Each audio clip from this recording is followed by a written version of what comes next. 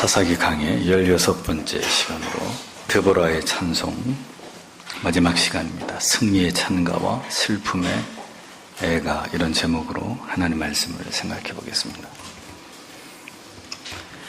드보라의 찬송은 이제 이스라엘의 승리를 주신 하나님의 역사하심을 구체적으로 묘사하면서 가장 극적인 정점을 향해서 나아가고 있음을 보여줍니다.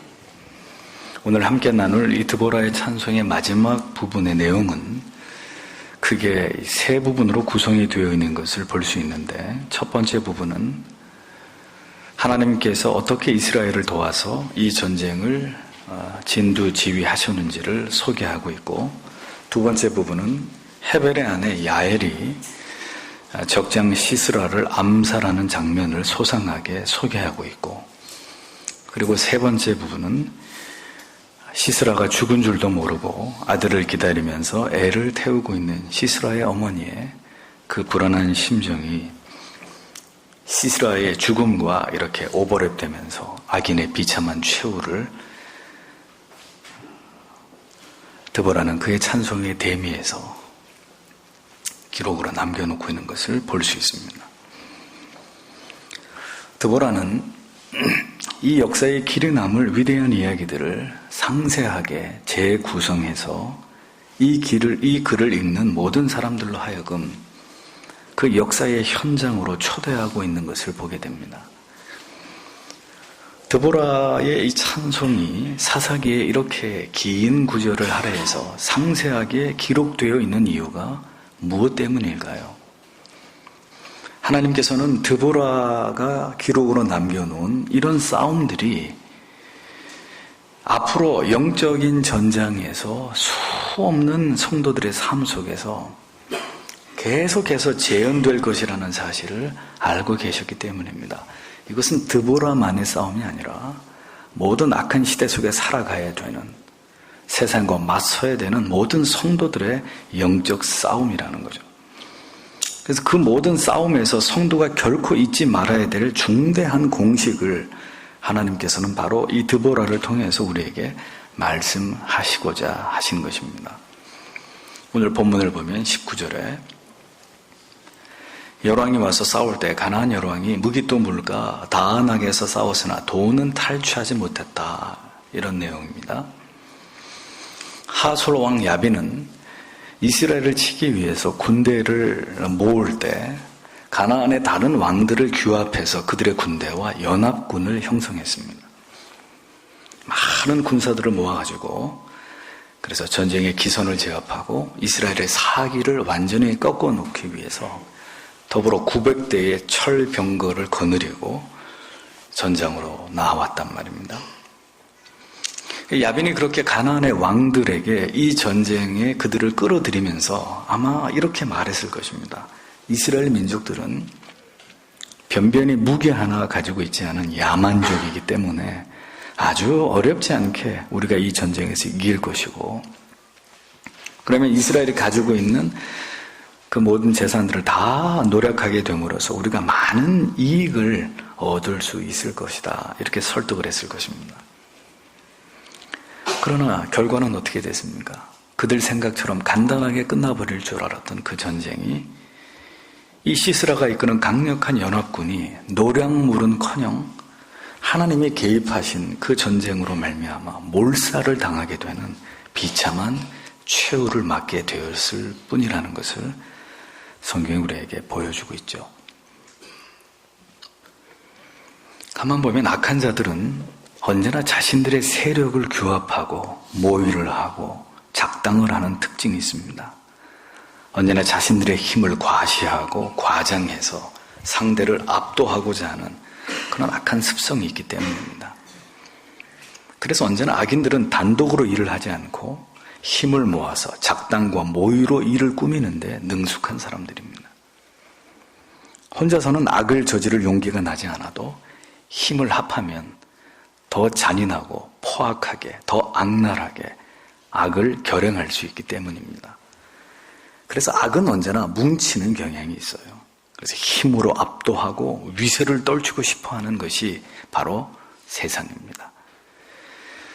하나님께서는 신자가 이 세상에서 살아가는 동안에 세상을 압도할 수 있는 막강한 힘을 항상 우리에게 주시는 분이 아니십니다.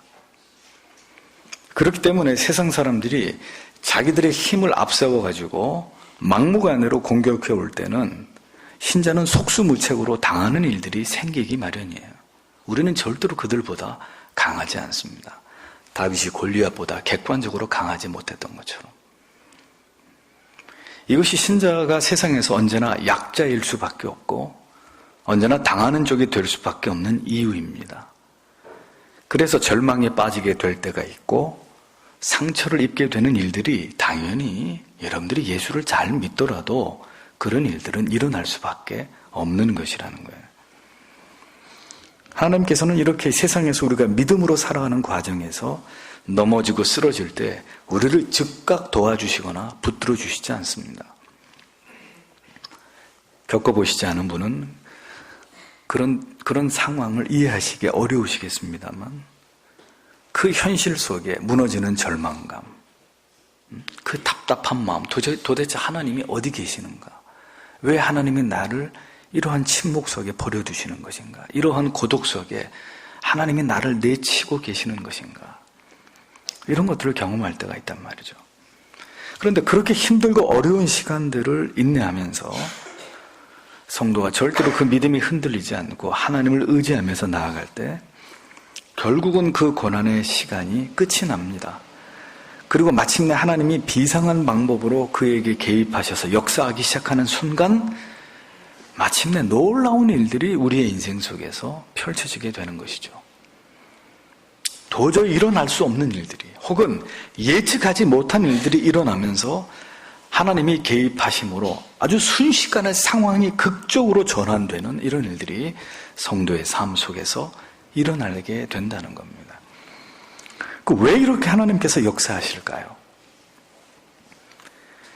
하나님께서 주시는 이러한 예기치 못한 승리를 통해서 하나님은 분명하게 살아 역사하시는 분, 우리를 버리시지 않는 분이라는 것을 하나님은 아주 극적인 방법으로 우리의 생애 속에서 이것을 분명하게 각인시키기를 원하시기 때문입니다. 그래서 이렇게 밋밋하게 하나님이 나타나시지 않아요. 나타나셨는지 나타나시지 않으셨는지, 개입하셨는지 개입하시지 않으셨는지 분간하지 못할 그런 타이밍에 하나님은 일하시지 않고 항상 우리의 인생이 벼랑 끝에 서는 순간, 하늘을 보고 땅을 봐도 아무도 나를 도울 자가 없는 인생 최고의 막바지 순간에서 하나님을 만나게 되는 것입니다. 성도가 가장 힘든 순간을 맞이하게 될 때는 우리가 하나님의 자녀인 것도 알고 우리가 하나님께 사랑받고 있는 존재라는 것도 알지만 우리의 믿음만으로는 도무지 감당할 수 없는 그런 큰 현실적인 문제에 가로놓이게 될 때입니다. 보통 때는 다 믿음이 있어 보여요. 그래서 우리가 얼마나 믿음이 있는 사람인지 잘 몰라요. 그런데 그런 일들을 경험하게 되면 내가 어느 정도의 믿음을 가진 사람인지 우리의 믿음의 눈금이 정확하게 드러나 버립니다. 그런 감당기 힘든 어려움과 속수무책의 고난 앞에서는 내 믿음이 전혀 소용이 없는 것처럼 여겨지는 그런 때를 우리가 경험하게 되기도 한다는 겁니다. 하나님께서는 우리를 왜 이렇게 약하게 지으신 것일까요? 세상 사람들이 다 가진 것을 왜 우리는 갖지 못하도록 하시는 것일까요? 그것은 하나님께서는 그 백성들을 온전한 믿음으로 살게 하시려고 온전히 하나님만을 바라보고 의지하게 하시고자 하시는 그런 이유 때문에 하나님은 우리를 그런 방식으로 이끌어 가시는 거예요. 세상 사람들은 힘이 있고 화려하고 아름다워 보이는 데 비해서 우리를 보세요. 성도님들을 보세요. 그들에 비해서 우리는 초라해 보입니다. 투박해 보입니다. 어리석고 미련해 보입니다. 그다지 아름다워 보이지 않습니다. 그 이유는 하나님께서는 성도의 진정한 모든 아름다움을 성도의 외형이 아니라 외면이 아니라 그의 영혼, 그 깊은 내면에다가 다 담아주셨기 때문입니다. 그러니까 우리는 우리의 외견상의 화려함으로 우리의 존재를 세상 앞에 드러내도록 하나님 그렇게 우리를 지으시지 않았어요. 무슨 얘기냐? 성도의 진정한 아름다운 가치는 화려한 외모, 눈에 보이는 조건들이 아니란 말입니다. 그것이 아니고 성도됨의 진정한 가치는 아무것도 가지지 않고 결코 탁월하지 않지만 내세울 아무런 조건이나 자격이 없을지라도 성도는 하나님만을 철저하게 의지해서 이 세상을 살아가게 하시고자 하시는 것이 그것이 하나님의 뜻이기 때문에 하나님께서는 이 세상의 성도들에게 많은 것을 주시지 않는단 말입니다. 세상에서 아주 부자가 되게 한다든지 막강한 권력을 준다든지 하나님 그렇게 성도들을 이끌어 가시지 않는단 말이죠. 성도는 많은 것을 누리고 소유함으로 행복과 안위를 누리는 자들이 아니라 하나님께서 내 안에 거하심으로 그것만으로 기쁘고 감사하고 우리의 영혼이 행복한 존재여야 한다는 이 진리를 하나님은 여러분 모두가 경험하게 되기를 원하시는 것입니다. 그것이 신앙의 진정한 가치이고 진정한 영혼의 유익이라는 사실을 체험할 때 비로소 우리는 하나님을 온전하게 신뢰할 수 있는 그런 신자가 될 수 있는 것이죠. 세상이 우리를 압도할 힘으로 우리를 짓누르는 이유는 그들 앞에 우리를 한없이 연약해 보이게 만드는 그 이유는 이를 통해서 하나님의 백성들의 사기를 꺾어 놓음으로 결국은 어떤 어려움이 와도 나는 하나님만을 의지하고 신뢰하고자 하는 그 마음을 빼앗아 버리고 화려하고 아름다운 세상에 내어미는 손을 붙잡게 하기 위함인 것입니다. 세상은 자신이 가진 온갖 이 파괴적인 힘과 그리고 화려한 죄악의 아름다움을 통해서 현실 앞에서 돈의 위력 앞에서 성도의 믿음 따위는 아무 힘도 발휘할 수 없는 연약한 것일 뿐이라는 것을 오늘도 우리에게 쇠뇌시키려고 하는 거예요. 이 아름다운 세상을 등지고 나는 하나님만을 의지하겠다는 그런 궤변 따위는 개똥 철학 같은 건 다 집어 던져버리고 한 번뿐인 인생 보다 멋지게 행복하게 폼나게 사는 것이 제일이라는 생각을 계속해서 우리 안에 집어넣으려고 하는 것입니다. 그들은 대규모의 연합군을 이끌고 하나님의 백성들의 영적인 사기와 그들의 육체까지도 깡그리 짓밟고 파괴하고자 했습니다. 그러나 그러한 그들의 계획은 모두 수포로 돌아가 버렸다고 드보라는 노래합니다. 하나님께서는 그들의 모든 악한 도모와 그들의 계획을 틀어 막으셨고 이스라엘을 대신해서 그들과 맞서 싸우신 그 내용을 이제 드보라는 이어서 노래하고 있는 것을 보여줍니다. 20절에 별들이 하늘에서부터 싸우되 그 다니는 길에서 시스라와 싸웠도다라고 했습니다. 자, 이스라엘 백성들을 보십시오. 이 전투에 뭘 들고 나갔습니까? 탱크가 900대가 도열해 있는 이 전쟁에 어마어마한 시스라의 기갑사단이 전면에 배치되어 있는 그 전장에 이스라엘 백성들이 뭘 들고 나갔어요? 맨손으로 나갔어요. 하나님의 약속의 말씀만, 내가 이 전쟁에서 너희를 이기게 하겠다는 그 약속의 말씀 하나 믿고 전투에 나갔습니다. 그게 뭐죠? 믿음입니다. 철저한 믿음이었습니다. 만약 하나님께서 이스라엘 백성들의 손에 철병거를 깨트릴 수 있는 어떤 강력한 무기를 들려주셔서 자, 그걸 가지고 나가서 싸워라 이렇게 하셨을 수도 있었을 겁니다. 예? 탱크를 부시는 무기가 뭐가 있나요? 저는 잘 모릅니다만 뭐 어떤 철병거를 부서뜨릴 수 있는 그런 대포나 뭐 이런 걸 하나님이 주시면서 너희는 이거 가지고 싸워라 이렇게 말씀하실 수도 있었을 거예요. 그러나 그렇게 하시지 않은 이유는 뭘까요? 우리가 믿음이 뭐라는 것을 성경을 통해서 깨닫게 되는데 오후에도 교리를 통해서 이 말씀을 나누겠습니다만 그 전적으로 하나님만을 의지하면서 하나님께서 어떻게 이 위기에 사면초가의 위기에 빠져 있는 자기 백성을 구원해 내시는지를 직접 보게 하기 위해서 맨손으로 내보내시는 거예요. 이거는 믿음이 아니면 수용할 수 없고 순종할 수 없는 내용입니다. 여리고성을 무너뜨리는 거예요. 아무것도 안 들고 하루에 한 바퀴씩, 그것도 침묵을 유지하면서 그 견고한 여리고성을 무너뜨리는 방법 치고는 너무나 비과학적이고 비이성적이고 비논리적이잖아요. 근데 하나님은 우리에게 그런 것을 요구하시는 거예요. 기가 막히죠? 아니, 하나님 좀 현실적인 얘기를 해주세요. 좀 내가 수용하고 이해할 수 있는 그런 대안을 내 손에 쥐어주시면서 이거 가지고 세상과 싸워라. 이렇게 말씀하시면 내가 이해하겠는데 이건 너무 허무맹랑한 말씀 아닙니까?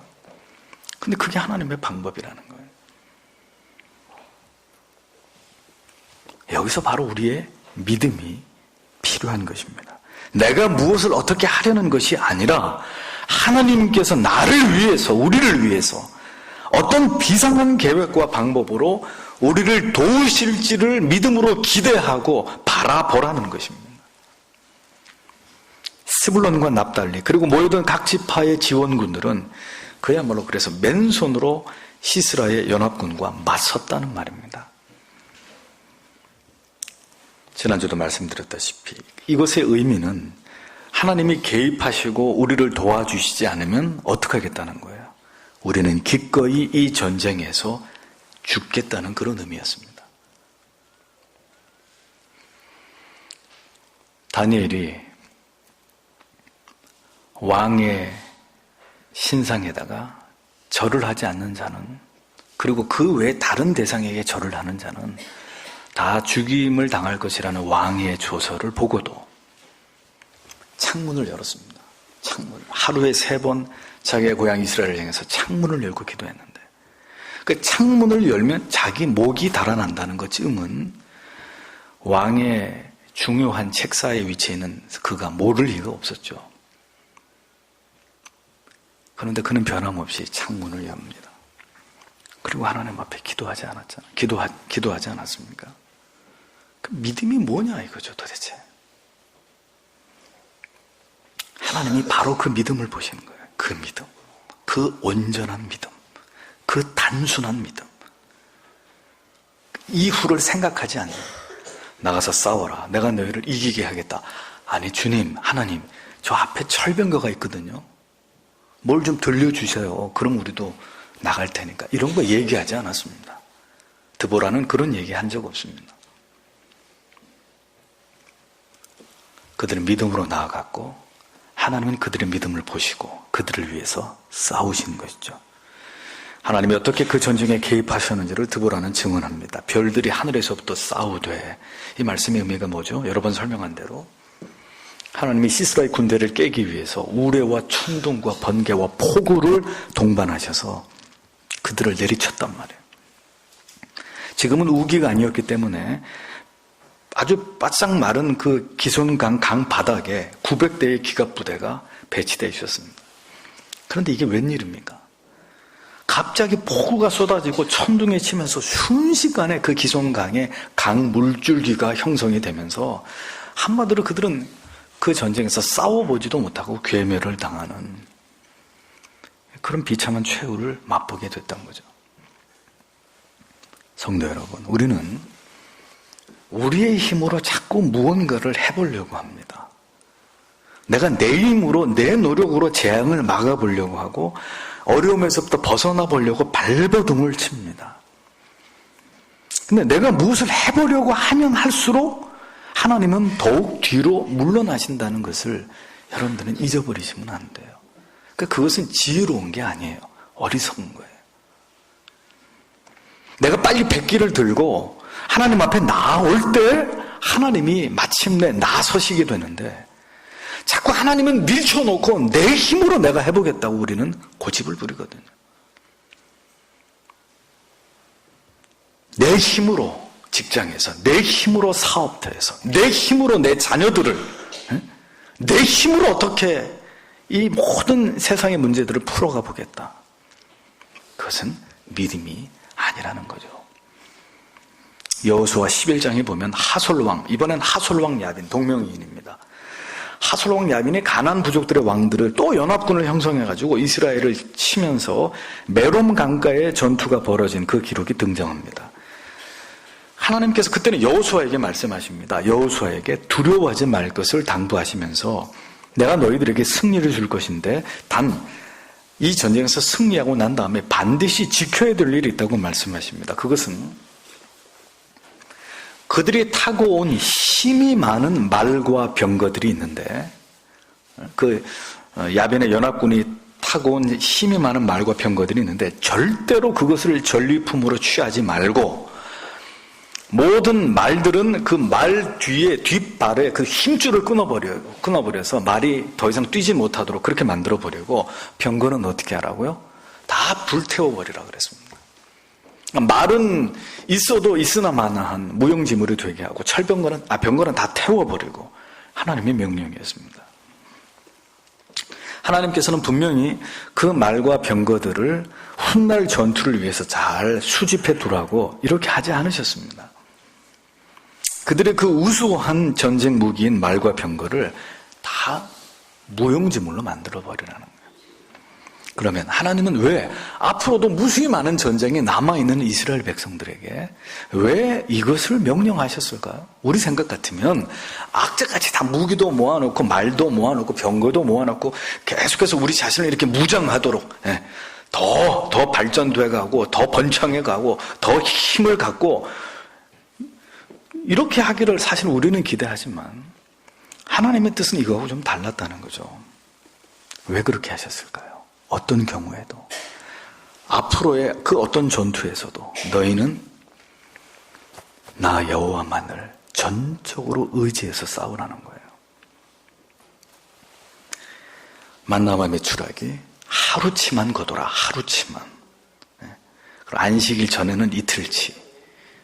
그리고 단 하루치만 거두라고 분명히 말씀했어요. 왜 그러셨을까요? 그런데 욕심을 내서 이틀치를 거두면 어떻게 됐죠? 다 썩어버렸어요. 왜 그랬을까요? 하나님은 하루하루 한날의 괴로움은 그날에 족하는 것이다. 내일 일은 내일 염려해라. 내일 일은 내일 너희 아버지께서 너희를 먹이고 입히고 채우실 것이기 때문에 그러니까 내일을 기약하고 살지 말라는 거예요. 내일은 하나님이 열어주셔야 내일이 있는 것이고 내년까지 우리 목숨이 붙어 있어야 내년이 있는 거죠. 매 순간 하나님만을 의지하라는 것입니다. 하나님의 방법으로 살라는 것입니다. 분명히 기억하십시오. 여러분은 이 세상에서 예수를 믿지 않는 사람들처럼 모든 것을 거머쥘 수 없는 자들이라는 것을 잊어버리지 마세요. 참 설교를 이상하게 하죠. 다른 목사님들은 여러분들은 세상에서 대박이 터지고 바라는 모든 것을 다 손에 얻을 수 있을 것입니다. 이렇게 얘기하는데 저는 거꾸로 얘기해요. 항상. 하나님께서는 절대로 주의 사랑하는 백성들에게 유력한 무기, 능력, 재능을 주시기는 주시는데 보편적으로 주시지 않는단 말이에요. 특별한 은사가 사명이 있어서 그거 가지고 하나님의 나라를 섬겨야 될 특별한 사명이 있는 소수에게는 주시지만 보편적으로 그런 것들을 주시는 분이 아니시란 말입니다.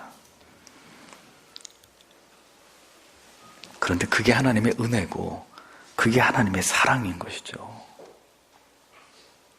왜냐하면 그렇게 우리가 늘 좀 부족하고 좀 어렵고 좀 목마르고 좀 애가 타니까 우리가 하나님 앞에 엎드려 기도하고 하나님 도와주세요. 불쌍히 여겨주세요.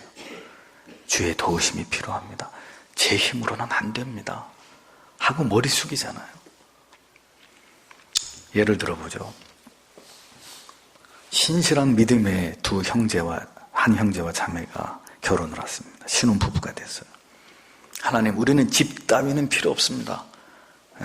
매일매일 주의 은혜로 살 것입니다. 이렇게 결단을 했는데 1년이 지나면서 주인이 갑자기 집세를 올려버립니다. 그리고 길바닥에 나앉게 되는 일이 일어난단 말이에요. 하나님이 내게 주신 이 사업은 전부 다 선교하고 구제하는 사명과 목적을 위해서 하나님, 내가 이 기업을 세운 것입니다. 이렇게 분명하게 하나님 앞에 서원을 했는데도 어떻게 돼요? 부도가 나요. 부도가. 극도의 어려움을 맛보게 되는 일들이 생긴단 말입니다. 믿음으로 주일날 보는 자격증 시험 포기했는데 내가 꼭 가고 싶은 직장에서 딱 원서를 제출하는데 그 자격증을 요구하는 거예요. 그 자격증을. 이런 일들이 일어날 수 있어요. 믿음으로 진정한 신실한 배우자를 만나서 결혼을 하려고 기다리고 있는데 나이만 점점 차가요. 배우자는 나타나지 않아요. 주위 사람들이 이상한 눈으로 자기를 쳐다봐요. 저 뭔가 나사 하나 빠진 사람 아니야? 자, 이런 일들을 겪게 되면 한편은 그래도 끝까지 내가 믿음을 지키고 있다는 이유 때문에 감사한 마음도 드는 것이 사실이지만 또 한편으로는 하나님을 향해 원망과 분노와 억울함이 고개를 들게 되기도 한단 말입니다. 왜 하나님 이러십니까? 얼마나 더 기다려야 됩니까? 내가 뭘 그렇게 하나님 앞에 죄를 많이 지었습니까? 왜 저한테만 이런 시련을 주십니까? 이런 생각이 든다는 말입니다.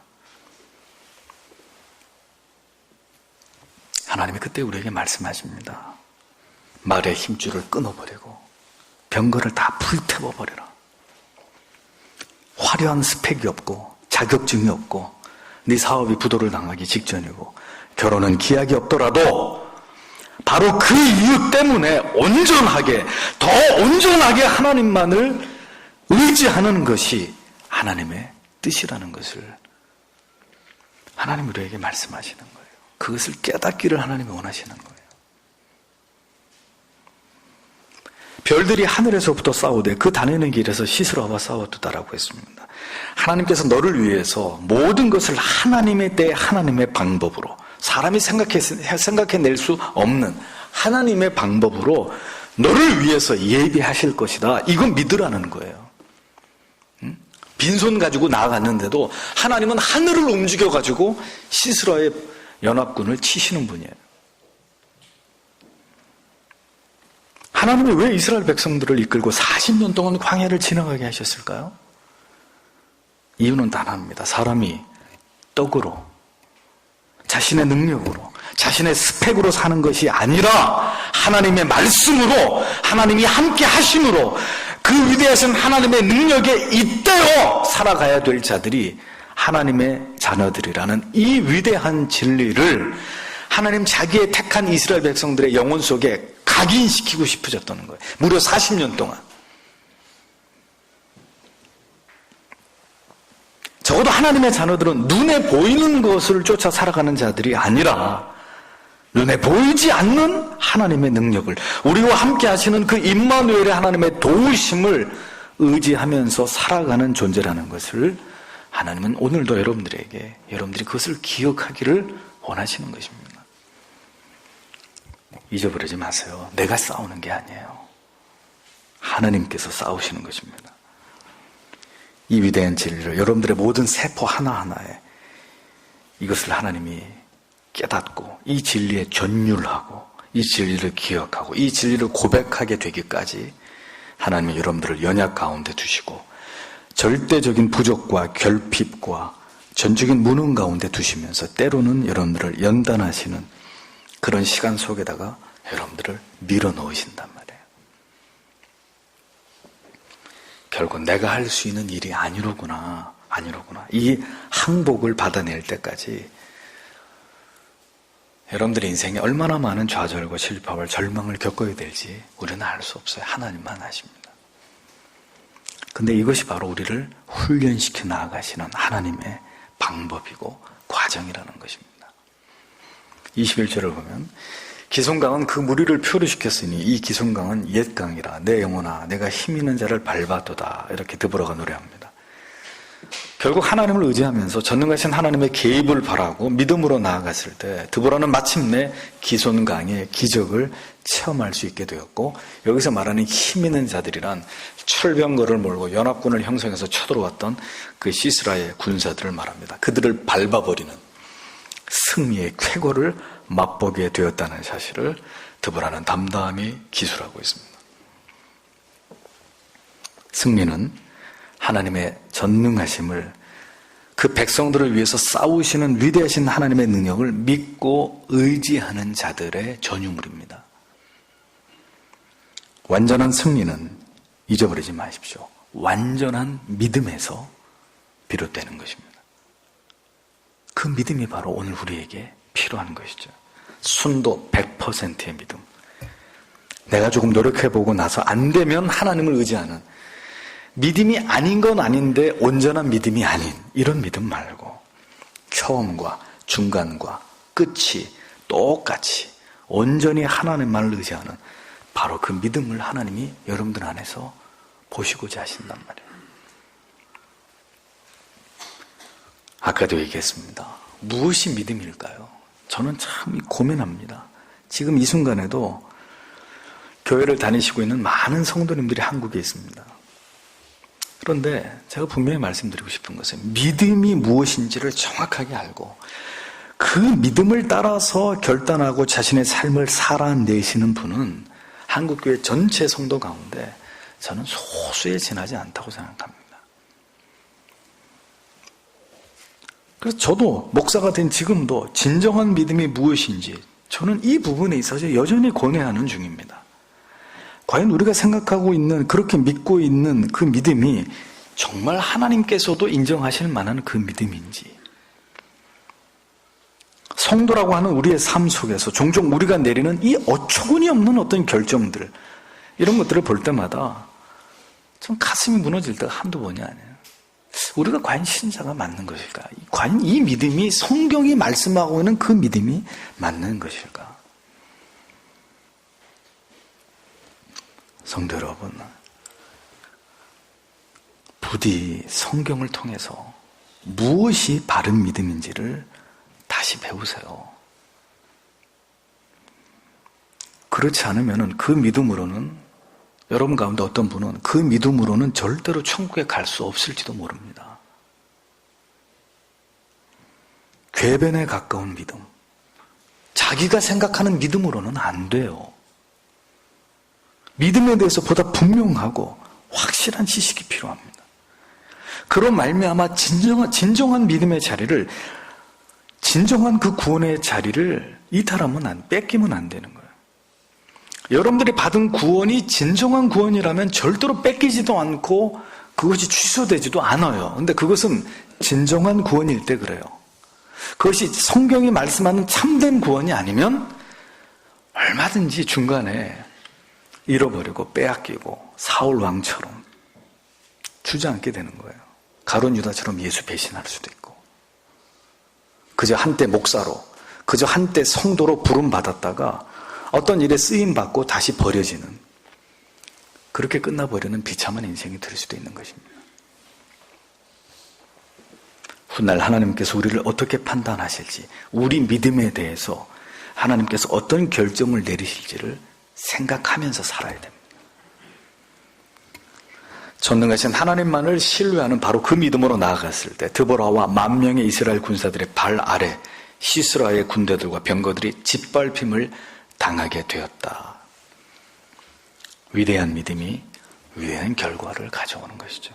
22절에 그때 군마가 빨리 달리니 말굽소리는 땅을 울리도다 라고 기록합니다.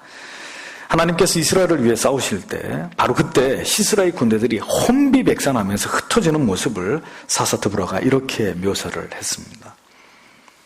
그 도망치는 군마 말들이 막 말바꾸 소리를 내면서 사방으로 흩어지고 도망가는 그 장면을 이렇게 묘사를 했어요. 아무리 강력한 병거와 마병이라 할지라도 하나님이 그들을 치실 때는 모두 다 흩어져서 도망치는 신세가 될 뿐인 것입니다. 하나님과 부딪히면 그들이 누구든지 간에 뿔뿔이 흩어지고 산산이 조각이 날 수밖에 없는 거예요. 누가 하나님을 감히 이기겠습니까? 하나님께서 우리를 위해 일하시면 모든 우리의 어려운 상황과 형편과 처지는 달아나는 요란한 말바꿀 소리처럼 우리에게서 멀어지게 되어 있는 거예요. 그래서 우리는 하나님만을 바라보아야 합니다. 모든 것이 어렵고 절망적일수록에 어려움 가운데 있을수록에 성도는 이 모든 상황 속에서 우리를 건져내시고 이 모든 문제를 종결지으실 하나님만을 의지해야 되는 거예요. 한순간에 하나님께서 모든 것을 정리하실 때 우리를 위협하던 모든 문제들도 한순간에 소멸되기 때문입니다. 하나님이 너를 괴롭히는 악인이 어디 있나 찾아봐라. 아무리 찾아도 네 눈에 보이지 않게 될 것이다. 하나님이 그렇게 말씀하시잖아요. 23절을 보겠습니다. 여호와의 사자의 말씀에 메로스를 저주하라. 너희가 거듭거듭 그 거민을 저주할 것은 그들이 와서 여호와를 돕지 아니하며 여호와를 도와 용사를 치지 아니함이니라 하시도다. 이렇게 되어 있습니다. 자, 드보라는 여기서 갑자기 하나님의 명을 받아서 전쟁에 참여하지 않은 메로스 주민들에 대해서 하나님이 그들을 저주하라는 그 사자의 이야기를 대신 전하면서 다시 이 부분을 짚고 넘어가고 있습니다. 메로스라는 지역은 고고학적 자료에 의하면 이스라엘 골짜기 남방에 위치한 뱁산이라는 지역인데 남쪽으로 약 80km 정도 떨어져 있는 곳입니다. 이곳은 소돔과 고모라처럼 하나님 앞에 저주를 받은 곳인데 지금까지도 이것이 이 메로스라는 지역으로 추측되는 지역은 이 지도상에 나타나는데 지금도 그 도시의 흔적을 찾을 수 없다 그래요. 지금도 소돔과 고모라를 발굴하려고 저 팔레스타인 지역에는 계속 소돔과 고모라를 찾고 있습니다. 그 땅을 파들어 가다 보면 일정한 지층에 재들이 많이 나타나면 그 지역이 소돔과 고모라의 확률이 높지 않겠어요? 유황불에 떨어져서 다 태워버렸으니까. 그러니까 그런 지역을 찾고 있는데 아직도 소돔과 고모라가 어딘지, 특별히 이 메로스라는 지역이 어딘지 지금도 찾지 못한다 그래요. 메로스의 주민들이 살던 지역은 시스라의 군대가 진을 치고 있었던 기손강과 아주 인접한 지역이었습니다. 스불론과 납달리 지파와 인접한 거리에 있었으면서도 불구하고 메로스의 주민들은 아셀 지파와 마찬가지로 이스라엘을 돕는 이 전쟁에 참전하지 않았던 것입니다. 오늘날에 이르기까지 그 흔적과 자취를 찾아볼 수 없을 만큼 메로스라는 지역과 그 주민들이 저주를 받은 이유는 하나님의 명령에 동참하지 않았다는 바로 그 이유 때문이었습니다.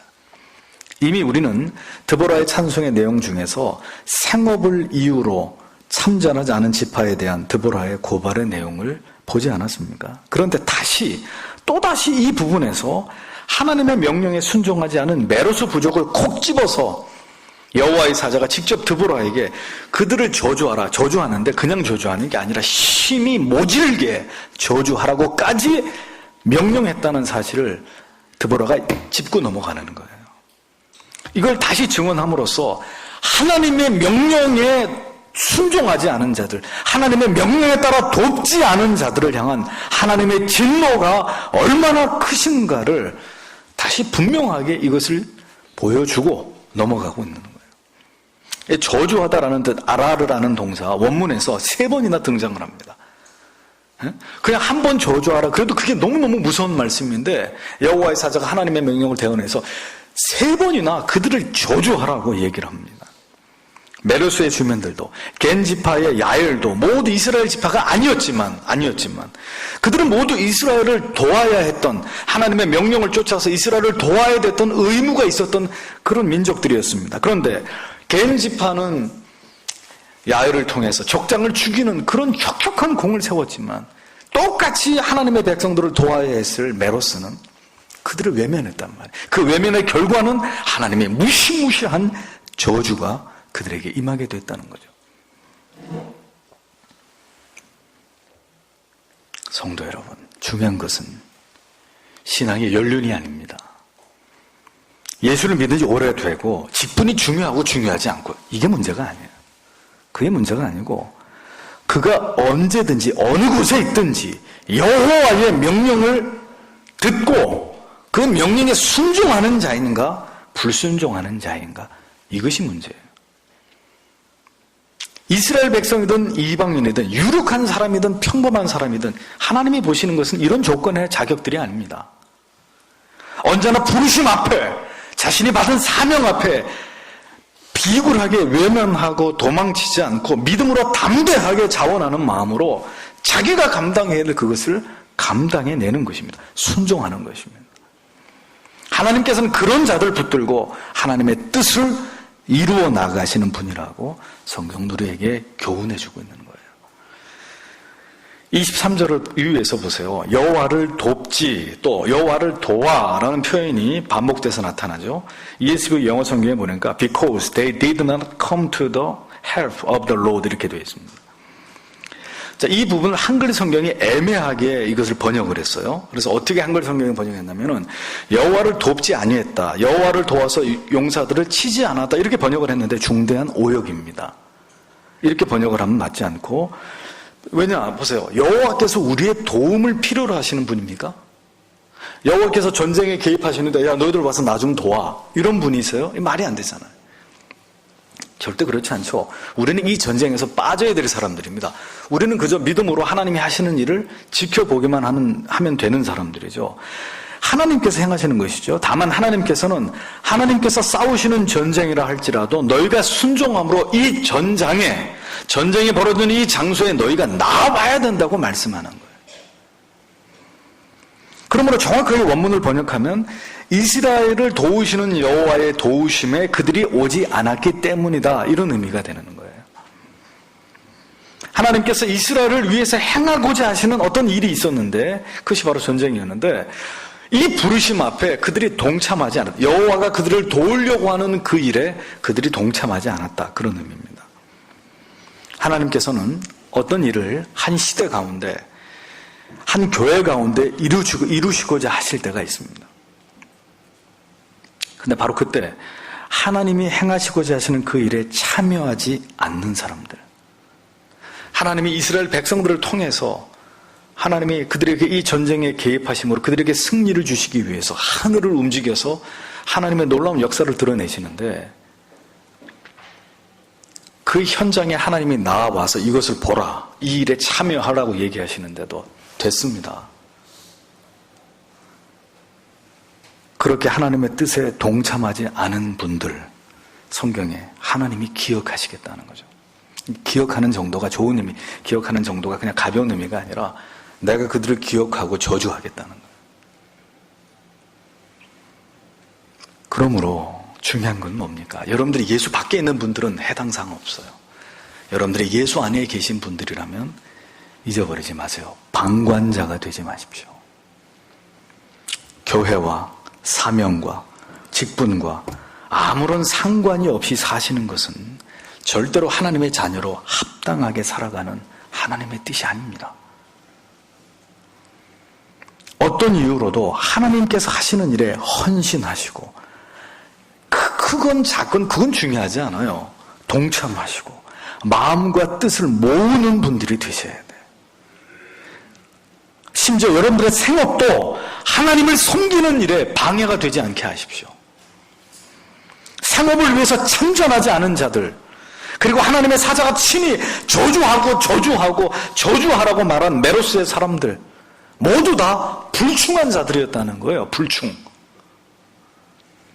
여기 도망갈 수 있는 여지가 없어요. 우리가 피할 수 있는 여지가 없다고. 성경의 말씀을 깊이 우리의 마음에 새겨야 됩니다. 그냥 넘어가시지 않잖아요, 하나님.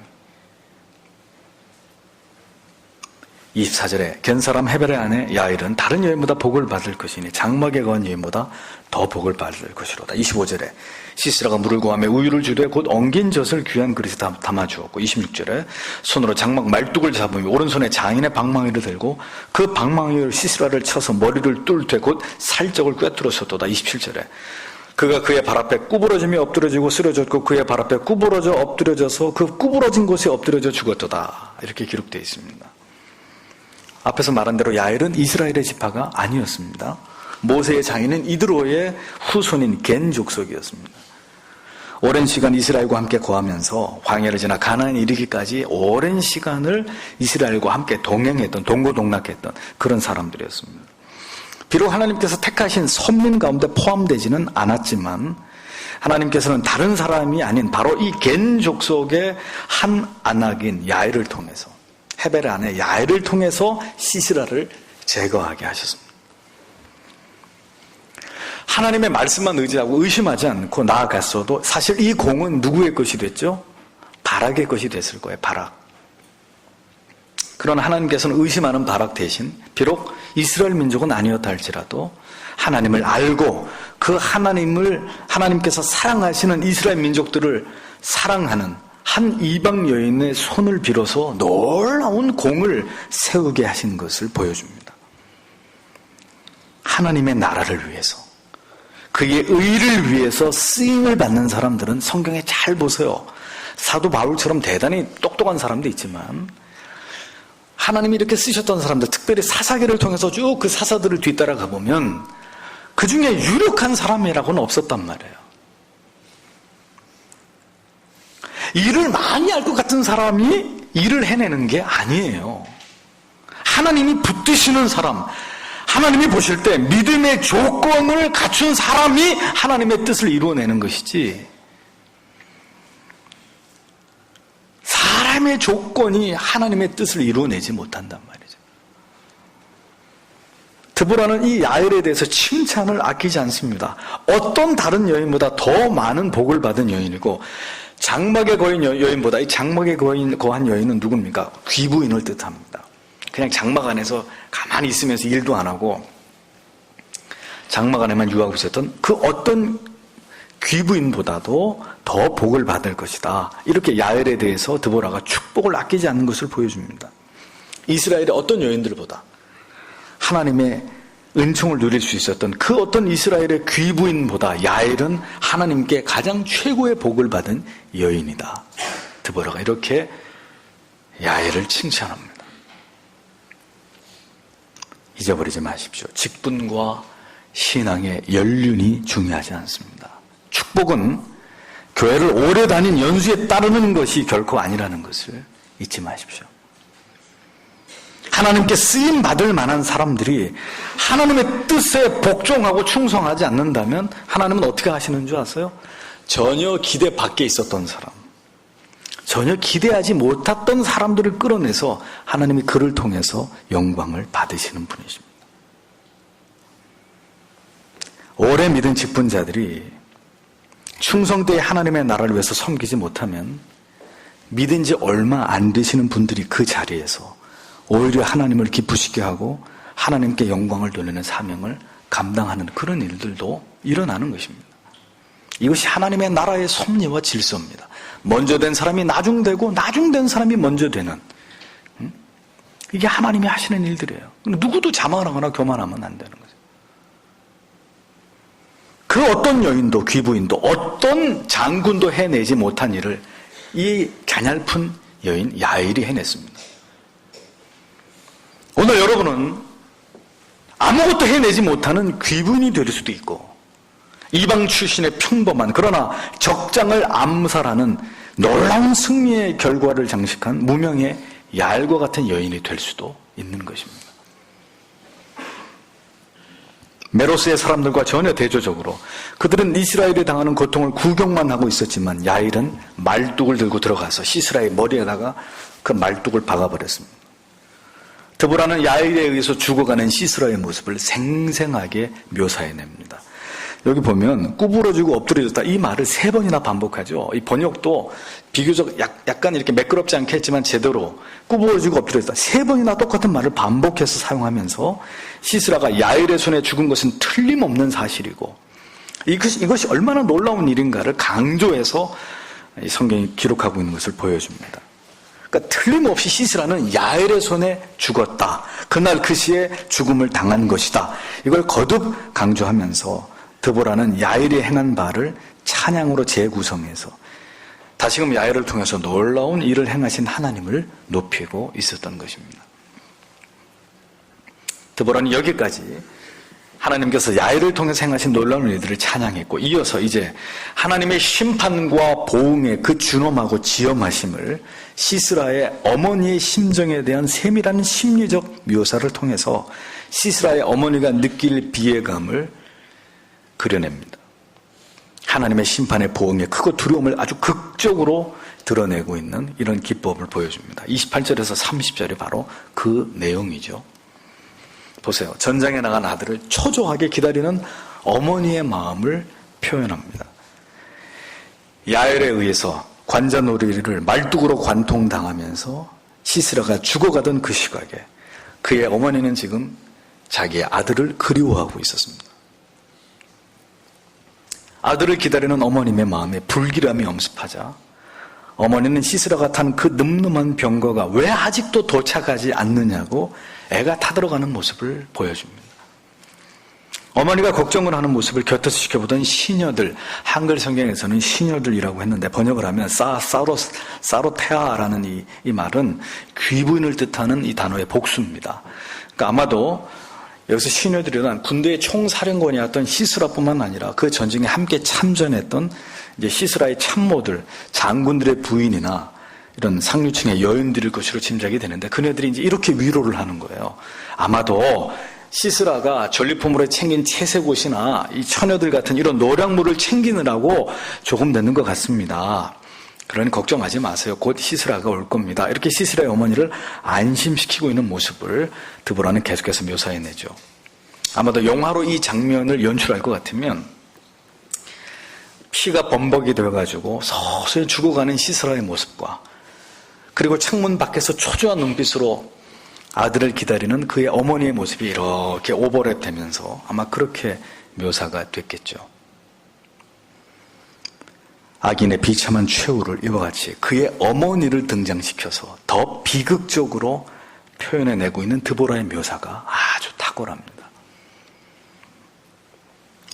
이스라엘에게는 더 없는 악당이었을지라도 그의 어머니에게서만은 어머니를 사랑하고 어머니에게는 한없이 사랑스러웠던, 언제나 전쟁을 치르고 돌아와서는 어머니를 제일 먼저 뵙고 어머니의 안부를 여쭈었던 그런 아들이 시스라였는데 더 이상 기다리는 그 어머니에게로 시스라는 영원히 돌아갈 수 없는 신세가 되고 말았던 거죠. 전쟁을 무사히 마치고 돌아와서는 언제나 어머니께 문안을 드렸던 그녀의 자랑스러운 그 아들의 모습을 이제 시스라의 어머니는 영원히 볼 수 없게 된 것입니다. 악인의 비극적인 최후를 보십시오. 어머니의 모든 희망이었던 시스라는 그렇게 하나님의 준엄하신 심판의 희생물이 되어버렸습니다. 드보라는 이 극적인 묘사를 통해서 더욱 하나님을 대적하는 자의 비참한 말로를 선명하게 드러내고 있었습니다. 기억하십시오. 여러분 주위에 여전히 하나님을 등지고 죄악을 행하는 자가 있습니까? 혹은 여러분 자신이 아무도 모르게 악을 행하고 있는 자는 아니십니까? 시스라와 그의 어머니에게 찾아온 비극을 구경하지 마세요. 여러분이 하나님을 대항하다가 하나님의 자녀들에게 고통을 주고 하나님의 뜻을 거스리다가 여러분이 이 비극의 주인공이 될 수도 있는 거예요. 여러분들의 자녀가 이 비극의 주인공이 될 수도 있는 것입니다. 31절에 마지막으로 드보라의 찬송의 대미가 기록되어 있습니다. 여호와여, 주의 대적은 다 이와 같이 망하게 하시고 주를 사랑하는 자는 해가 힘있게 도둠같게 하시옵소서 하니라. 그 땅이 40년 동안 태평하였더라라고 기록합니다. 보세요. 사사 드보라의 입을 통해서 우리에게 주시는 영원한 진리의 교훈은 그렇다면 무엇입니까? 하나님을 대적하여 일어서는 자들은 반드시 하나님이 망하게 하신다는 것. 하나님은 반드시 그의 사랑하는 백성들을 위해서 싸우시고 그들을 괴롭게 하는 세력들에 대해서는 반드시 보응하신다는 진리를 성경은 우리에게 약속하고 있는 거예요. 그러나 하나님이 사랑하시는 자들에 관해서는 어두운 밤과 새벽의 어두움을 뚫고 마침내 다시 태양이 떠오르듯이 가장 절망적인 순간에도 하나님을 의지하고 바라고 기다리는 자에게는 하나님께서 그렇게 그들 가운데 그들을 도우시기 위해서 나타날 것이고 또 하나님의 사랑하는 자녀들을 그렇게 힘있게 돋는 해처럼 하나님이 때가 되면 높여주실 것이라는 이 진리를 드보라는 마지막으로 우리에게 교훈하면서 그 위대한 찬송의 마지막을 이렇게 마감하고 있는 것이죠. 사랑하는 성도 여러분, 하나님께 붙들리신 분들이 되십시오. 아무리 어렵고 힘겨운 날들이 우리에게 계속되더라도 하나님이 여러분들에게 맡기신 그 사명에 붙들리는 자들이 되세요. 드보라처럼 그리고 야일처럼 그렇게 하나님께 쓰임을 받고 성경이 이들의 이름을 영원히 기록해 놓은 것처럼 하나님의 나라에 영원히 지지 않는 해처럼 하나님께 높임을 받고 영광을 돌려드릴 수 있는 그런 성도의 삶을 살아가는 분들이 되셔야 합니다. 올 한 해도 믿음으로 사시기 위해서 최선을 다하셨습니까? 가장 어려운 순간에 내가 나를 붙잡는 것이 아니라 내가 의지하던 세상의 모든 것들을 다 내려놓고 오직 하나님만을 붙들면서 그렇게 사명을 위해서 최선을 다하는 삶을 살아오셨는지를 돌아보십시오. 내 힘을 의지하는 자가 되지 마시고 내 힘으로는 절대로 나를 이 어려움에서 끄집어낼 수 없다는 사실을 인정하시고 하나님 앞에서 하나님이 기뻐하시는 삶, 우리에게 맡기신 사명, 내가 있어야 될 그 자리에서 하나님을 위해서 헌신하시는 일을 여러분들의 생애 가운데 언제나 최우선의 과제로 여기는 그런 하나님의 자녀들이 되셔야 합니다. 하나님께서는 오늘도 그런 자들을 찾고 계십니다. 하나님께서는 영원히 우리에게 침묵하시는 분이 아니에요. 마침내 때가 될 때 가장 극적인 에돔 광야에서 떠오르는 해처럼 하나님이 여러분들의 생애 가운데 개입하실 날이 옵니다. 그 모든 어려움과 염려와 걱정과 무거운 인생의 짐들을 아주 명쾌하게 해결하실 그런 날이 마침내 오고야 말 것입니다.